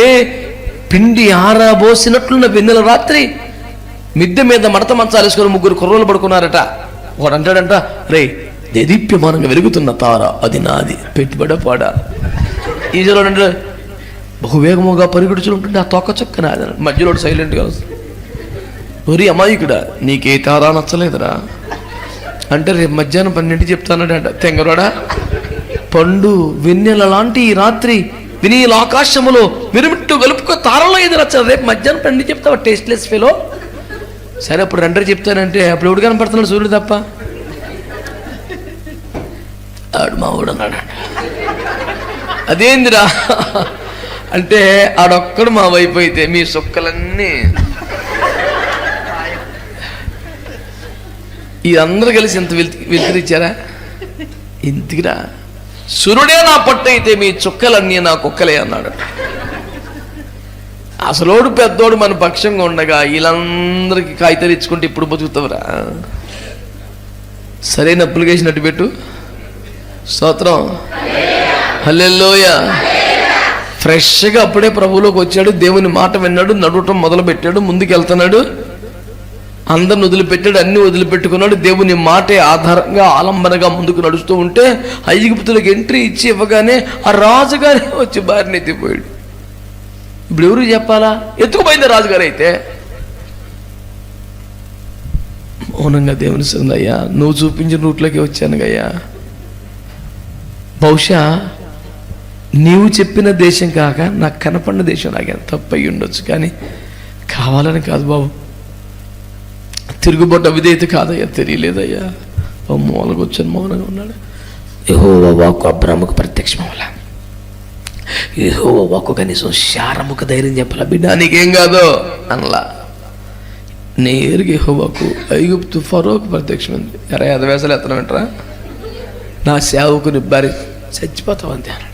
అమ్మ బాబా నాకు తెలియదయ్యా, ఇంకా నయ్యం దేవునికి స్తోత్రం, నా వల్ల ఇంకేం తప్పు జరగలేదు మహానుభావ అని పువ్వులో పెట్టి రథం కట్టించి మర్యాదగా దాసుల్నిచ్చి ఏంటి అన్నీ జరిమానా కదా. ఎవడన్నా తప్పు చేస్తే ఆడి దగ్గరికి వెళ్తే జరిమానా వేస్తాడు కదా, ఆడికి ఆడే జరిమానా వేసేసుకుని అకస్మాత్తుగా ఆదికాండం 13:1 అబ్రహాము వెండి బంగారం ఐశ్వర్యవంతుడు అయిపోయాడు. రియల్ ఎస్టేట్ చేశా ఎట్ట అయిపోయాడు ఐశ్వర్యవంతుడు? ఆడు తప్పు చేశాడు, ఆడి తప్పు వల్ల వీళ్ళకేం తప్పు జరగలేదు, వీళ్ళు ఇంకా బంగారులాగా ఉన్నారు. ఆడికి ఆడే పైన వేసేసుకొని దాసీల్ని వెండి బంగారం పశువులన్నీ తప్పిపోయిందయ్యా అని పువ్వులో పెట్టి చెల్లిపోయాడు. నేను అన్నాను, కూటమి ఎంత అద్భుతంగా ముగిసింది చూసావా? ప్రారంభ ప్రార్థన గజిబిజిగా ఉంది, ముగింపు అదిరిపోయింది కూటం. స్తోత్రం చెప్పరే. ఎందుకు ఇలా చేశావు, ఆ కూటం లేదేక. ఈ కార్యములు గంభీరము, నీదు క్రియలు ఆశ్చర్యకరం అట్టుంది కూటం. అయ్యో చిచ్చి ఆహాయంత భాగ్యము, అది కూటం. అటు మారుతాను యేసు ప్రభు. నేను చెప్పేది సార్వత్రిక సంఘ విషయంలో దేవుడు జోక్యం చేసుకోబోతున్నాడు. అడ్డగిస్తున్న రాజులను గద్దించబోతున్నాడు. దేవుని సంఘమునకు ప్రతిబంధకాలుగా మారి పర్వతములై నిలబడి సవాలు చేస్తున్నటువంటి వాటిని చదును భూమిగా దేవుడు మార్చబోతున్నాడు. హల్లెలూయా. Yes, by faith and through the word of God, I can strongly prophesy that God is dealing with anti-Christian elements, no doubt. రాసి పెట్టుకో, తారీఖేసుకొని. ఎందుకంటే ఇది ఊహల్లో పుట్టిన ఒక వచనం కాదు, బైబిల్ ఆధారంగా చెప్తున్నమాట. ఇట్లా చెప్తే బాగుండదు అనిపించింది, ఏం చెప్పలా, ఇట్లుంది. ఇది వాక్యములో రాయబడి ఉన్న ఒక ప్రవచనం. దేవుడు అబ్రాహాముతో మాట్లాడలా, డైరెక్ట్ రాజుతో మాట్లాడాడు. జెరుబ్బాబెలుతో కాదు, వాడితే రే ఓ గొప్ప పర్వతమా పిలిచి, మరి నువ్వు గొప్ప పర్వతమే, నేను కాదంటలా, సద్దును భూమిగా మార్చేస్తా అంటే. అసలు ఇక్కడ పర్వతం కనబడదన్నమాట. రేపొద్దున వచ్చి ఇక్కడ పర్వతం ఉండేసా, ఏదైనా రాయా, ఇంకేమన్నా పర్వతమే మాయమైపోవటం ఏంటి సార్. మనం అందరం కష్టపడి తలకు చేసి ఒక రాయి పీకేయగలం. ఆయన రేంజ్కి ఒక పర్వతాన్ని లేకుండా చేయగలదు. ఆయన రేంజ్ ఎలాగుంటుంది, మన రేంజ్ ఎలాగుంటుంది. కనుక ఎంతో రేంజ్ చేసుకొని మనం ఇదే స్కేల్తో దేవుని కొలుద్దాం అనుకుంటే అమాయకత్వం. ఆయన మన కొలతకి మన పరిధికి మించినోడని మనం నమ్మితే దేవుని చేతులకు అప్పగించుకొని దేవుని కార్యముల కొరకు ఎదురు చూద్దాం. దేవునికి స్తోత్రం కలుగునగా. అందరూ చెప్పారా? అందరు చెప్పారా? నా ప్రశ్న ఏంటి మీకు వినబడిందా? దేవుడు ఏం చేస్తున్నాడు? కార్యముల అల్పములనే కాలమున ఏదో ఒకటి దేవుడా నువ్వన్నా చేయొచ్చు కదా, చేస్తున్నాడు. దీపవృక్షములో తైలమును పోస్తున్నాడు. ఒక పక్క ఇది ఆరిపోకుండా దీని సంగతి చూస్తున్నాడు, మరో పక్క దీనికి ఎదురుగా వస్తున్న ఒక్కొక్కడిని ఫరో అనండి, పోనీ అనండి, పెట్టుబడే ఉంది. ఇజ్రాయేలు గడ్డొచ్చిన 31 మంది రాజులు, గొల్లియాతు, హామాను, ఎంతమంది పేర్లు చెప్పమంటాం? వాళ్ళు చరిత్రలో ఒకప్పుడు ఉండిరి అంతే, కాలగర్భంలో కలిసిపోయారు. ఏమీ లేదు, వాళ్ళు ఎవ్వరు అల్లటపోలు అమాయకులు కాదు. మహా సామ్రాజ్యాలు కనుమరుగైపోయినాయి సార్. యేసయ్య ప్రేమ రాజ్యం ఇంకా వర్ధిల్లుతూనే ఉంది. కారణం చెప్పనా?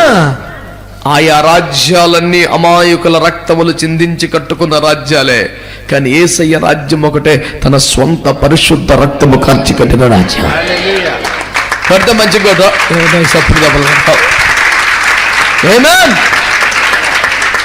ఈ రాజ్యం అంతమయ్యేది కాదు.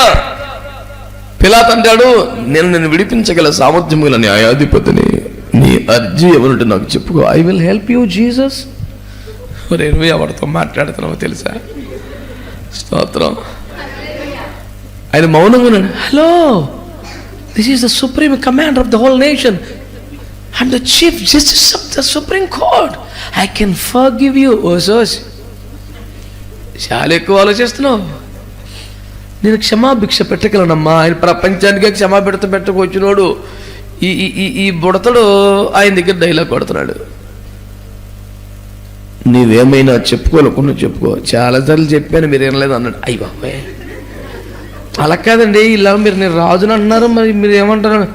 నీవన్నట్టు నేను రాజునే. అయ్యి బాబు, ఏం మాట్లాడినా మందు పాత్ర పేరు పెట్టి ఉంటుంది, మనోడికి గాబరు వచ్చేస్తుంది. రాజుగారేనా మీరు? నా రాజ్యము నీ మధ్యలోనే ఉన్నది, కానీ నా రాజ్యం ఈ లోక సంబంధమైంది కాదా అన్నాడు.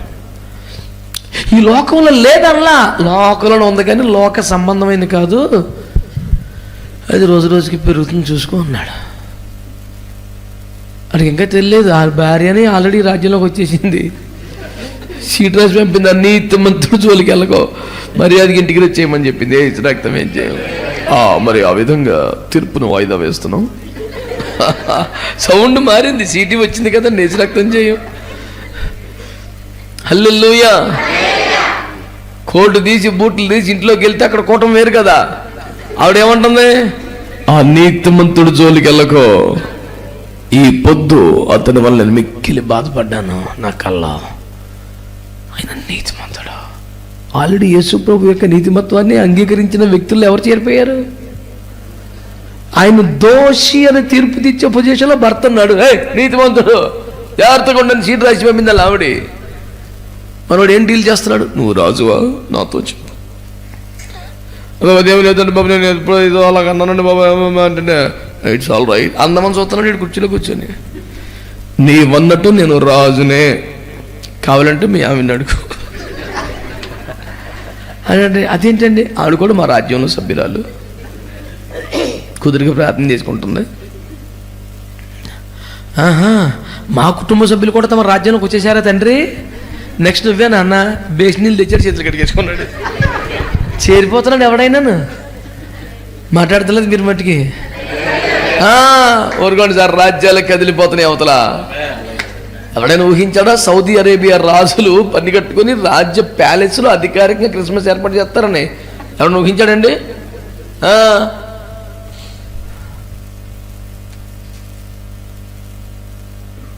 బైబిల్ ప్రవచిస్తోంది, భక్తులందరూ ప్రవచించారు. ఈ అమాయకుడు కూడా 2017లో చెప్పాడు, నాన్న మీరు బాప్తీసం పొందితే ఇది కాదు ఉద్యమం, వాళ్ళు వస్తేనే ఉద్యమం అని.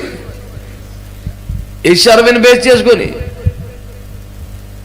ఫోన్లో వచ్చేసి నాకన్నా డోర్స్ ఓపెన్ అయిపోయినా, ఇప్పుడు సీక్రెట్ చర్చ్ కాదన్నా, రాజుగారికి ఎక్కేశారన్నా, స్వయంగా రాజుగారికి కేక్ కట్ చేస్తాడంట అన్న. ఇలా ఒక మా పేకలు కట్ చేస్తారని క్రిస్మస్ కేక్ కట్ చేయడం వేసి రక్తం ఏం చేయాలి? ఏదో మనకు ఊడిపడిపోయింది పరలోకం నుంచి అని అంటలేదు నేను. పర్వతములు చదును భూములు అవుతున్నాయి, ఆటుపోట్లు ఉంటాయి, వ్యతిరేకతలు ఉంటాయి. క్రైస్తవ సంఘానికి కాకపోతే ఎవరికి ఉంటాయి? మామూలేదంతా.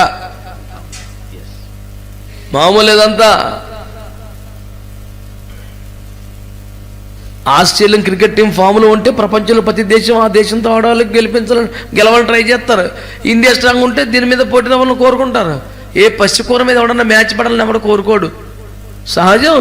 ఈ ప్రపంచమును కప్పుచున్నటువంటి భూతలమును కప్పివేయుచున్న మహావృక్షమై అంతకంతకు ప్రబలుచున్న మహారాజ్యము దేవుని సంఘం. సహజంగానే ఆరాటం ఉంటుంది, ఆందోళన ఉంటుంది. ఎవడు రాయాడు వేస్తుంటాడు, ఎవడు తిప్పలాడు పడుతుంటాడు.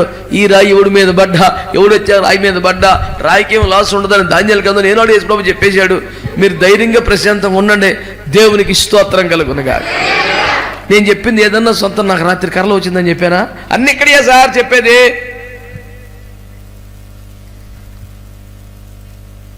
వాక్య ఆధారిత ప్రవచనం అని చెప్తున్నాను. అందుకే నేను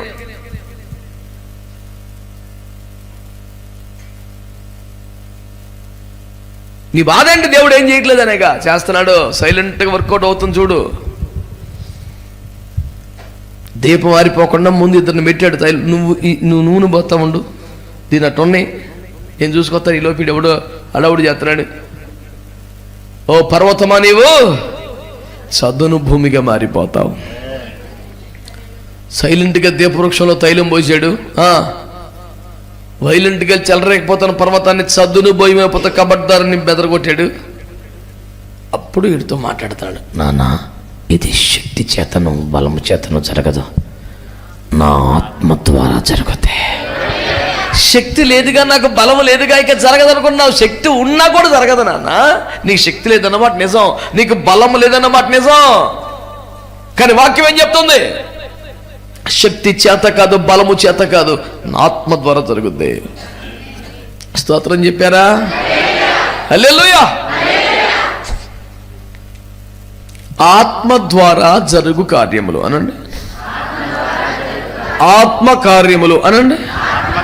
అలా ప్రశాంతం కూర్చొని అనండి. సింపుల్గా చెప్తాను, 2-3 నిమిషాల్లో సింపుల్గా.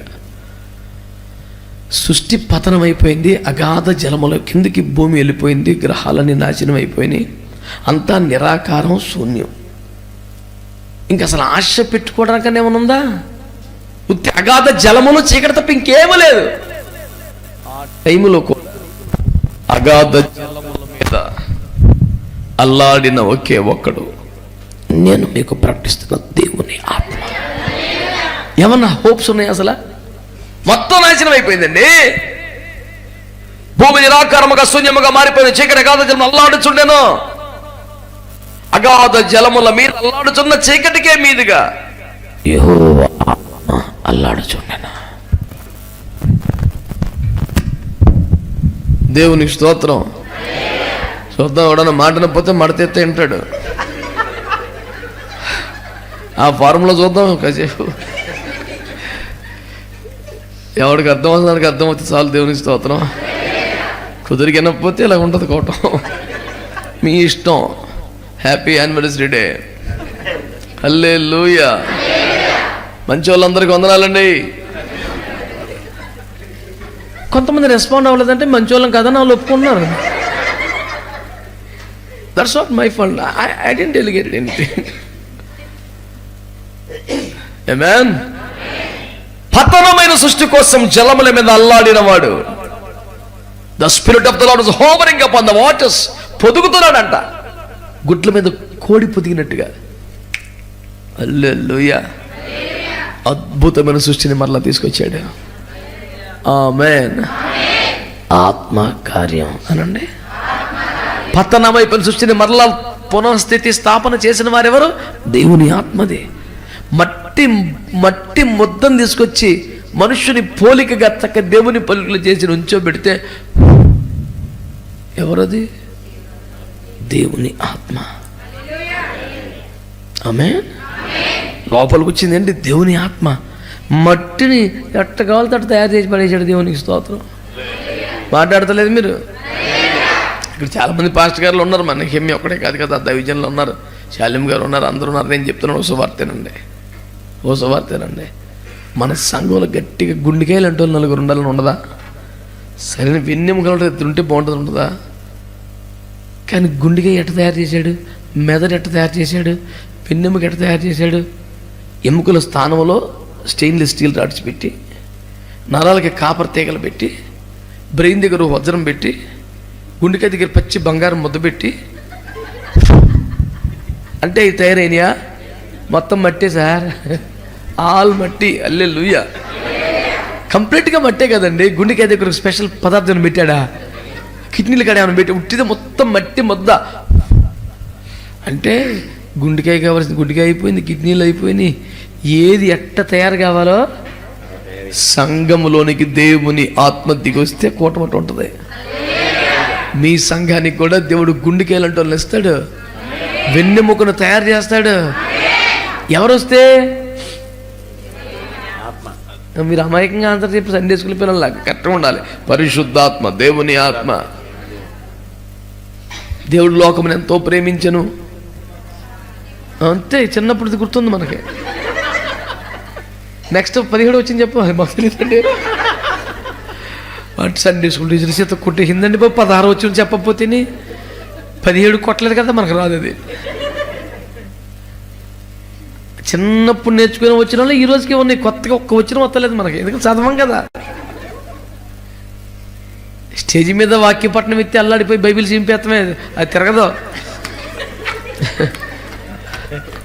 నేను పోయి జకర్యా నహూము ఎట్లాంటి పెడుతుంటాను. నేను మొన్న ఒక సంఘానికి వెళ్తే నహూము తీశాను.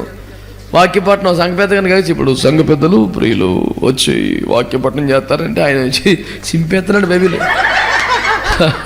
నహూము దొరుకుతలేదు. ఇక్కడ బాధ చూడలేక సంఘ కాపరే తీసిచ్చాడు. అన్న చదవండి. Thank you. ఆ తీసిచ్చిన వచ్చిన చదవడానికి అన్ని తప్పులే, బోల్డ్ తప్పులు చదివాడు.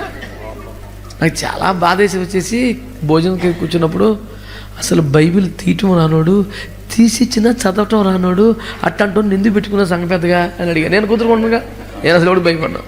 ఎలాంటి నిందు పెట్టుకున్నావా అని అడిగాను. అంటే నేను ఆడే పెట్టుకున్నాడు నన్ను.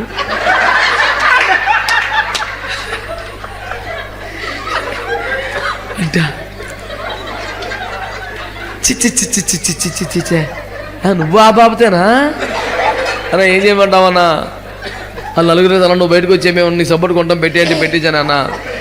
నాకేం తెలుసు అన్నట్టు అవుద్దని. మనం పరువుగా పడితే వాక్యపట్నం ఇవ్వకుండా ఉండాల్సింది కదరా అంటే ఇవ్వదోరు కూడా అన్నా బాబు. వాక్య పట్టణం వాడికిస్తేనే వాక్యం చెప్పే ఛాన్స్ నాకు ఇస్తాడు. అర్రెర్రెర్రెర్రెర్రెర్రె ఇట్టి అవ్యవస్థలన్నీ వ్యవస్థీకరించి సరిచేసి సెట్ చేయడానికే దేవుని ఆత్మ ఒక్కసారి ప్రవేశిస్తే ఏది ఎముకలు అవ్వాలో, ఏది నరాలు అవ్వాలో, ఏది గుండెకి అవ్వాలో, ఏది బ్రెయిన్ అవ్వాలో ఫటాఫట్ చేస్తాడు. ఆత్మకార్యం అనండి అన్నారా? ఒకటి పతనమైన సృష్టిని మరలా బాగు చేయటం. రెండవది మట్టిని ఏది ఎలా కావాలంటే అది. ఇంకా సదురు భూమి దగ్గర ఉన్నావా? నేను ఎదరకొచ్చేసాను. ఇంకా పట్టుకోవాలిరా పాయింట్ అంటే కరెక్ట్గా సదురు భూమి దగ్గరికి వచ్చాక ఇల్లు గుర్తొచ్చి ఉంటుంది. పాపం పెట్టలు ఏం చేస్తున్నారు. మేమైతే యానివర్సరీలో ఉన్నాం, వాళ్ళు ఏ టీవీ కాడు ఉన్నారు. ఈ లోపు 2 పాయింట్లు దాటిపోయినాయి. శ్రద్ధగా యెహోవా నేడు నేను మీకు ఆజ్ఞాపించు మాటలు శ్రద్ధగా విని. అస్సలు కాన్సన్ట్రేషన్ అటు ఇటు వెళ్ళిపోకూడదు అసలు. దేవునికి స్తోత్రం. ఎర్ర సముద్రం అడ్డొచ్చేసింది సార్ దేవుని ప్రజలకి. అయ్యో ఇప్పుడు ఎలా ప్రభువా, ఐగుప్తులో సమాధులు లేవని ఇక్కడికి తెచ్చామని బాధపడుతున్నారు, మేము వెనక్కి వెళ్ళిపోతామని చాలామంది అంటున్నారు. నా పరిస్థితి ఏంటి ప్రభువా, ఇక్కడ దాకా వచ్చిన తర్వాత సేవ మొత్తం నాశనం అయిపోయేలా ఉంది, మళ్ళీ ఐగుప్తుకి వెళ్ళిపోతారు, సంఘం ఖాళీ అయిపోయేలా ఉంది, ఏంటి పరిస్థితి అని చెప్పేసి అంటే నువ్వు టెన్షన్ పడక నాయన, ఊరక నిలబడి కానీ ప్రభువా చాలా ఇబ్బందిగా ఉంది. దేవుడు ఆ రాత్రంతా తూర్పు గాలి పంపించాడట. సముద్రం ముక్కలైపోవటం ఏంటి సార్, 2గా విభాగింపటం ఏంటి, అసలు ఏంటి విచిత్రం. సముద్రపు నీరు విభాగింపటమే గొప్ప అంటే, విభాగింప నీరు గడ్డగట్టిపోవటం గొప్ప అంటే ఏమిటి? లోతైన సముద్రం సమతల భూమిగా మారడం గొప్ప అంటే, ఆ భూమి ఆరిపోవటం గొప్ప అంటే, వీళ్ళందరూ దర్జాగా అవతలకి వెళ్ళిపోవటం అద్భుతం అంటే, వాళ్ళు సెంటర్లోకి వచ్చాక మళ్ళీ కలిసిపోవటం ఏంటిది? ఇవన్నీ తూర్పు గాలిని పంపి దేవుడు చేశాడు. ఇజ్రాయెల్ అందరూ కష్టపడి పరిగెత్తే అందరికి ఒక్కొక్క పూరేడు దొరుకుతుందా? మనిషి ఒకటి పట్టుకోగలడా? ఒక 100 మంది అన్ని లక్షల మందిలో టాలెంట్ ఉండి తలకొటి పట్టుకుంటే బేవచ్చమే. కానీ 30-40 లక్షల జనానికి తిని ముక్కులోకి వచ్చే అంత అలిసిపోయి అంత సమృద్ధిని దేవుడు ఇచ్చేశాడు తూర్పు గాలి పంపి. నేను మీకు చేస్తున్న మనవి ఇదే, వినండి బిడ్డలారా. దేవుని ఆత్మ కార్యాలు ఆ రేంజ్లో ఉంటాయి. పరిశుద్ధాత్మలు జోక్యం చేసుకుంటే, పరిశుద్ధాత్మడే పని చేయడం ప్రారంభిస్తే ఫలితాలు అంత బేభత్సంగా ఉంటాయి. యెహెజ్కేలు 37 గుర్తుందా? ఎండిన ఎముకల లోయలో తీసుకెళ్లి యెహెజ్కేలు నిలబెట్టి దేవుడు ప్రవచించు నాన్న. ప్రవచనం పరిచయం అంటే ఎట్టకారం ఒక్కొక్కడికి. ఈ ఎండిన ఎముకలు బతుకుతాయి నాన్న. నాకేం తెలుసయ్యా, మీకే తెలుసు కదా, ఒక్క ప్రవచనం చెప్పు నాన్న. అవునా, ఏమని చెప్పాలి? ఎండిన ఎముకలారా బ్రతుకుడి, అంతే. ఒక్క నిమిషములో గడగడమని ధ్వని పుట్టిందట. ఆ ఎముకలన్నీ కలిసిపోయినట. మాంసం వచ్చేసింది, నరాలు వచ్చేసినాయి, చర్మం వచ్చేసింది. లెక్కింప శక్యము కానీ మహాసైన్యమై దేవునిది నిలబడిపోయిందంట. ఆమేన్. పతనమైన సృష్టిని మరలా బాగు చేయాలన్నా దేవుని ఆత్మే, మట్టిని మనిషిగా చేయాలన్నా దేవుని ఆత్మే, సముద్రంలో రహదారి వేయాలన్నా దేవుని ఆత్మే, అరణ్యములో ఎడారులు పూరేళ్ళు కోట్ల కొద్ది రప్పించాలన్నా దేవుని ఆత్మే, ఎండిన ఎముకల లోయలు మహాసైన్యములు లేపాలన్నా దేవుని ఆత్మే. ఇవన్నీ ఆత్మ చేసే కార్యాలు. జెరుబాబెలు చేతిలో ఫండ్స్ లేవని బాధపడద్దు, జనం లేరని బాధపడద్దు, అంత గొప్ప పర్వతము నేను చిన్నవాడిని బాధపడద్దు. శక్తి చేత కాదు, బలము చేత కాదు, నా ఆత్మ ద్వారా ఈ కార్యాలు చేస్తాను. ఆమేన్. డబ్బు చేయలేని కార్యాలు ఆత్మ చేస్తా లేదా? అంటలేదు మీరు సరిగ్గా. హలో, డబ్బు చేయలేని కార్యాలు ఆత్మ చేస్తా? చెప్పండి. ఒక మహాసంఘం అందరూ ఏకమై చేయలేని కార్యాలు ఒక చిన్న సంఘం పక్షంగా దేవుడు చేస్తాడా? చేస్తాడండి. ఓ గొప్ప పర్వతం, నువ్వు ఎంత మాత్రము ధరవో జెరుబాబెలు అడ్డగించడానికి చదును భూమిగా మారిపోతావు. దేవునికి మహిమ కలుగును గాక. అందరు చెప్పారా? హల్లెలూయా. కార్యములు అల్పమై ఉన్న కాలమున తృణీకరిస్తున్న వాడెవడో? లోకమంతర సంచారం చేయుచున్న యెహోవా 7 కనులు జెరుబ్బాబెలు చేతుల గుండు నూలు ఉన్నట చూసి ఆనందించెను. ఆమేనండి, ఆమేనండి. లోకమంతట సంచారము చేయుచున్న యెహోవా 7 కన్నులు జెరుబ్బాబెలు చేతిలో గుండు నూలు ఉంట చూసి సంతోషించాడు. 7 కన్నులు కలవాడు, ఇవాళ రేపు కాదు, నేడు నాడు కాపాడు, ఎడతెగని చెడుగుల బాపు, రేడులనేర్పరచువాడు, పాడుడి హల్లెలూయా. ఎప్పుడైనా విన్నట్టుంది పాట? మందంతా ఈ తరం కదా, మా బ్యాచ్ కూడా ఒక్క లేడీస్ రక్తం చేయం. స్తోత్రించి కీర్తిల్తుము, ఘనపరచెదము, కొనియాడెదము, ఆదరించి కాపాడువాడు, ఈడేర్చువాడు. స్తోత్రించి కీర్తిల్తుము. హల్లెలూయా. ఒక పాట ఒక ఉపదేశంలో ఉండేదండి. ఇప్పుడు గోల తప్ప ఏమంటారా, సౌండ్ పొల్యూషను. ఒక ఉపదేశం ఉండదు, సందేశం ఉండదు, ఏముండదు. అల్లరే అల్లరే అల్లరే.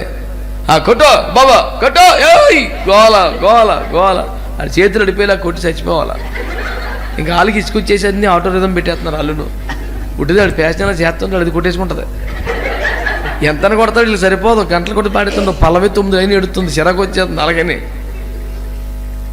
ఈ రిధం ప్లేస్ అందరూ కన్నీటికి వచ్చి ప్రార్థన చేస్తే దేవుడు వాళ్ళ సాఫ్ట్వేర్ కలుగు చేశాడు.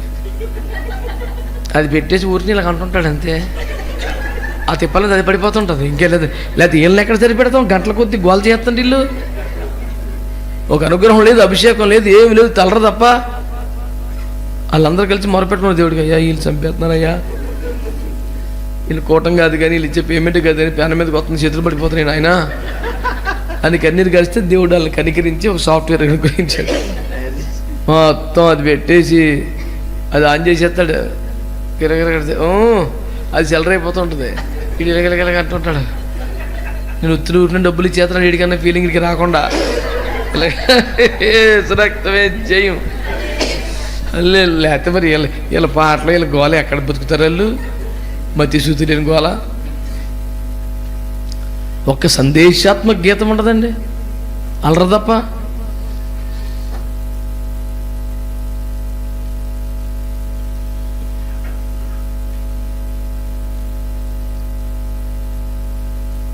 కనుక దేవుని వాక్యాన్ని మీరు జాగ్రత్తగా చూస్తే, దేవుని బిడ్డలారా, ప్రభు బహు తేటగా విస్పష్టంగా మనతో మాట్లాడుతున్న ఒక అద్భుతమైన మాట విన్నావా? కార్యములు అల్పమయున్న కాలమును తృణీకరించేవాడెవడా? కార్యాలు ఏమి జరగట్లేదు, అల్పమైపోయినాయి, మహాద్భుత కార్యాలు జరగట్లేదని నువ్వు బాధపడుతున్నావు కదా. దేవుడు ఏమన్నాడు తెలుసా? నువ్వు కార్యాలు జరగట్లేదని బాధపడుతున్నావు, కానీ నేను సంతోషిస్తున్నాను. ఎందుకు ప్రభు అంటే, జెరుబ్బాబెలు చేతిలో గుండు నూలు ఉండ చూచి నేను సంతోషపడుతున్నాను. దేవునికి స్తోత్రం చెప్పండి. ఆమేన్, హల్లెలూయా. జెరుబ్బాబెలు చేతిలో గుండు నూలు ఉంట చూచి నేను సంతోషపడుతున్నాను. ఎంత తేటగా రాయబడుతుంది అన్నమాట. ఇప్పుడు చెప్పండి, గుండు నూలు అనండి. తాపీ మేస్త్రి చేతిలో ఉంటుందే ఒక తాడుండి, ఒక ఐరన్ సాఫ్ట్ లాగా ఉంటుంది చూసారు, దాన్ని గుండు నూలు అంటారు. అది ఎందుకు వాడతారు? నిర్మాణము చేయుచున్నప్పుడు ప్రతి రాయి చక్కగా అమర్చబడి మూలరాయికి తగినట్టుగా ఉందో లేదో చెక్ చేయడానికి, సెట్ చేయడానికి గుండు నూలు వాడతారు. అక్కడ మూమెంట్ ఏంటి? చర్చి అలా కడతా చూస్తామని రాజుగారు అంటున్నారు.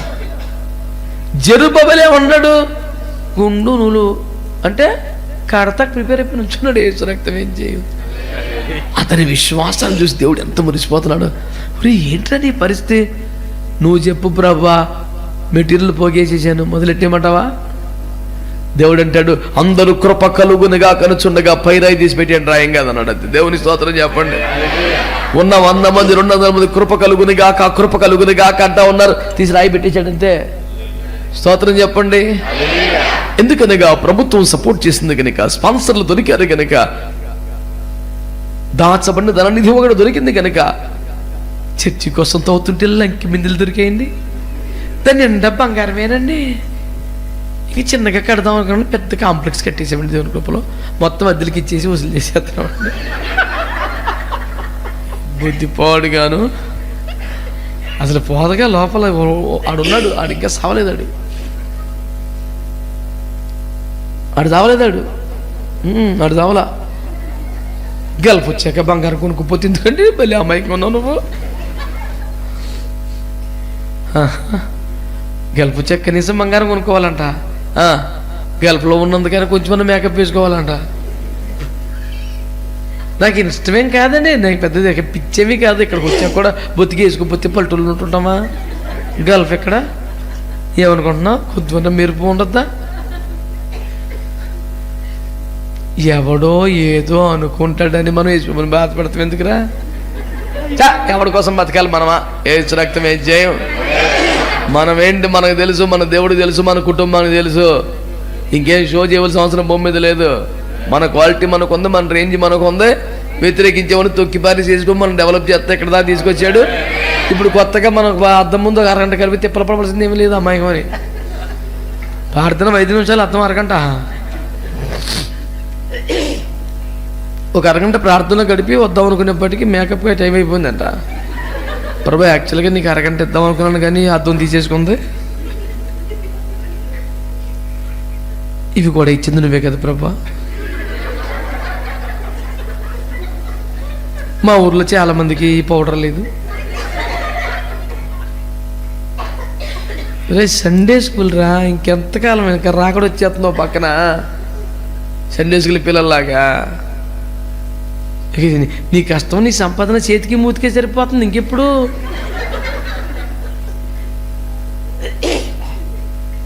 నెలకు 25,000 పంపే చోట 10,000 పంపుతుంది ఇంటికి. ఏ అమ్మా 15,000 వచ్చేసావే అంటే మీరు 3 పూట్ల కూర్చొని తింటుంటే మీకు ఏం తెలుస్తుందిరా? అర్థం కాడకుండా పడుతుంది.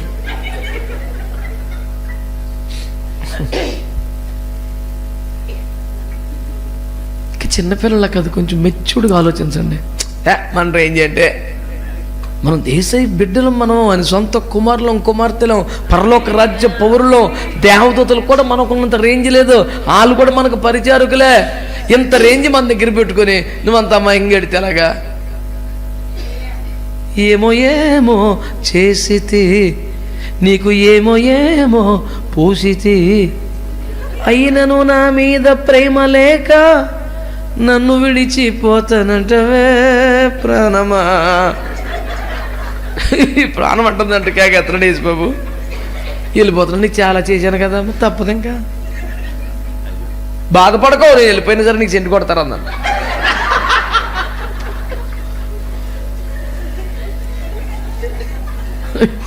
అయ్యగారు మీరు ఏ బ్రాండ్ కుట్టుకుంటారండి? నాకు బ్రాండు, నాకు మొఖం. సండే స్కూల్ మాట్లాడిన మాట. దేవుని సంఘం ఒక బ్రాండ్ అన్న ప్రపంచంలో. నాకు ఆ మధ్య పిల్లగాడు ఒకటి జీన్ ప్యాంట్ వేసుకొచ్చాడు మా చర్చిలో. చండాలం ఉంది, ఎక్కడికాడ చిరిపోయి. నేను అడిగాను, ఎరా ఏంట్రా ఈ పరిస్థితి అంటే, అన్నా బ్రాండ్. అడిగాను ఏం బ్రాండ్ అంటే సిన్ అంట. సిన్ అనేది ఒక బ్రాండా?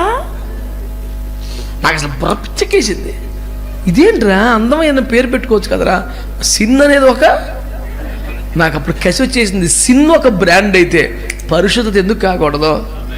ఆరాధన ఎందుకు కాకూడదు? అసలు ఇదొక బ్రాండ్గా డెవలప్ అయిపోవలసిన కాలం వచ్చేసింది. యేసు రక్తం ఇచ్చేయి. దేవునికి స్తోత్రం చెప్పండి ఒకసారి. హల్లెలూయా. దేవుడు ఏమన్నాడు? నానా కార్యములు జరగడం లేదని మీరు బాధపడుతున్నారు, కానీ యెరుబ్బయలు చేతిలో గుండు నూలు ఉంటూ చూసి నేను సంతోషపడుతున్నాను. గుండు నూలు దేనికి సూచన అంటే మందిరము కట్టే సిద్ధపాటుకు సూచన, మందిరము కట్టగలను అనే విశ్వాసానికి సూచన. ఆమె నన్ను గట్టిగా విశ్వాసం ఉండాలా వద్దా? మనకి ఉదాహరణకి అబ్రహాం గారిని జ్ఞాపకం చేస్తాను మీకు. ఇస్సాకుని తీసుకుని కొండ మీదకి వెళ్తున్నాడుగా బలి అర్పణ చేయడానికి. పనివారితో ఏమన్నాడు? నాన్న మీరు ఇక్కడ నిలిచి ఉండండి, నేను నా కుమారుడు కొండ మీదకి వెళ్తాం, యెహోవాకు బలి అర్పణ చేసి మరలా వచ్చేదము. What is statement? దేవుని చిత్తం మరి ఇంకా బాబుని దేవునికి ఇచ్చేసి ముక్కలు నరికేసి కాల్ చేసి వచ్చేస్తాను, బాబుతో సెల్ఫీ తీసుకొని ఇది లాస్ట్. లేదు నాన్న, నేను వెళ్తాను, యెహోవాకు బలి అర్పణ చేస్తాను, మళ్ళీ ఇద్దరం వస్తాం.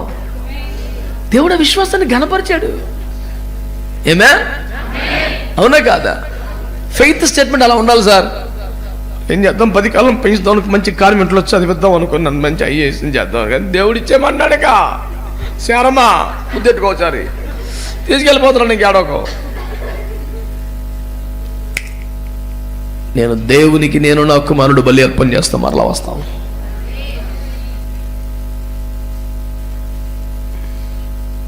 పాపం దేవుడైనా ఎవరికో మంచి ఫోన్ ఇచ్చాడు, ఆయన పెట్టి అందరూ స్వాతంత్రం చెప్పండి పోనీ. మళ్ళీ ఇంకా హలో అంట, హలో.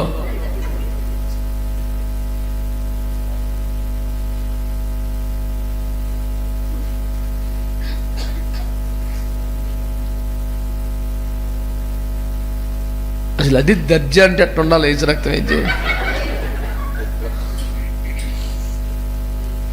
దేవునికి స్తోత్రం చెప్పండి. దేవుడే మనతో మాట్లాడుతుంటే దేవుని కాల్ని హోల్లో పెట్టి పాజు కొట్టి అవతలోడి కళ్ళు చెప్పామంటే అంత సూపర్ సార్. మనం అసలు పడవాను పద్దాక మాట్లాడుతున్నావు, కాసేపు బాగు లోకలోడు ఒకటి చేస్తున్నాడు. ఇది బేబత్సహ. ప్రభువుకి స్తోత్రం అండి. అందరూ మారు మనసు పొందాలా వద్దా? మరి అది ఇలాంటి చిన్న చూసుకుంటే సరిపోతుంది.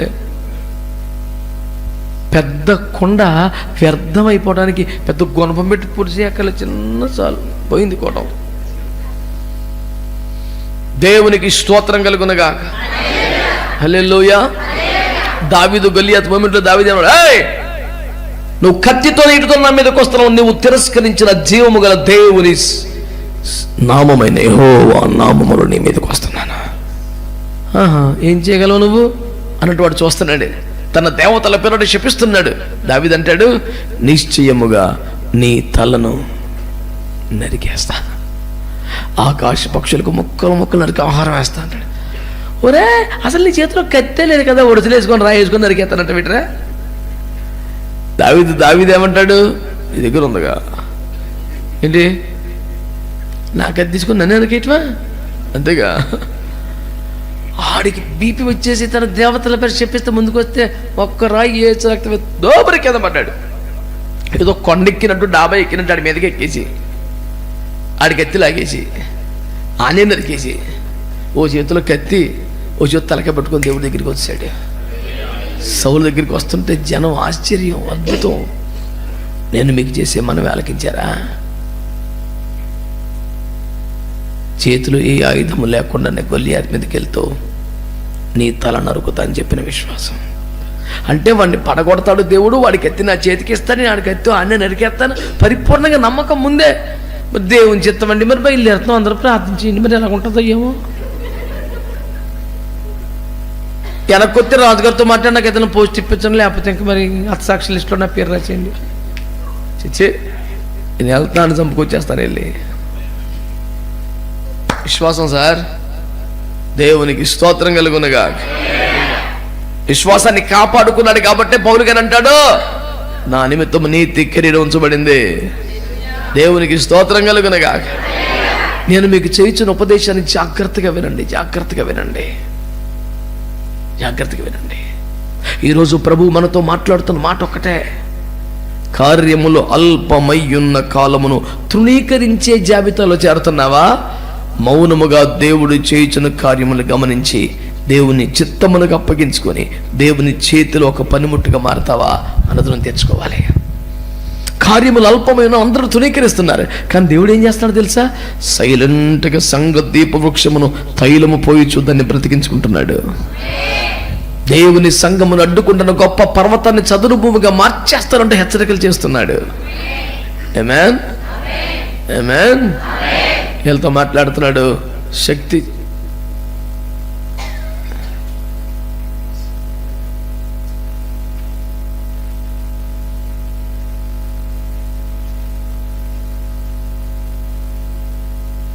ఏంటేమైనా ఇబ్బంది, అభ్యంతరమా ఏంటి?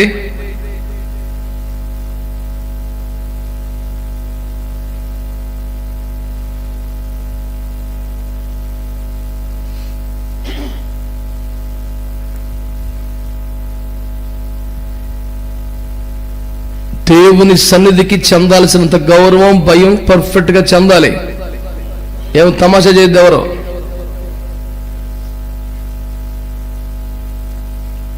దేవునికి స్తోత్రం కలుగునుగా. హల్లెలూయా. కాబట్టి ప్రభువునందు మిక్కిలి ప్రియమైన దేవుని ప్రజలారా, మూడు మాటలు. దేవుడు సంఘ దీప వృక్షమునకు తైలమును పోస్తున్నాడు, దేవుడేం ఖాళీగా లేడు. రెండో, అడ్డగిస్తున్న గొప్ప పర్వతాన్ని దేవుడు ఆజ్ఞాపిస్తున్నాడు, చదును భూమిగా మార్చే పని మీద ఉన్నాడు. మూడు, ఇది ఎలాగూ నీ శక్తి నీ బలంతో జరిగేది కాదు, నా ఆత్మ ద్వారా జరుగుద్ది కనుక నువ్వు రాయిబెట్టా, నువ్వు పని ప్రారంభించో అని దేవుడు మాట్లాడుతున్నాడు. కాబట్టి మనం ఏం చేయాలి? విశ్వాసపు పని ప్రారంభించాలి. దేవుడి వాక్యం ద్వారా మనందరినీ దీవించునుగాక.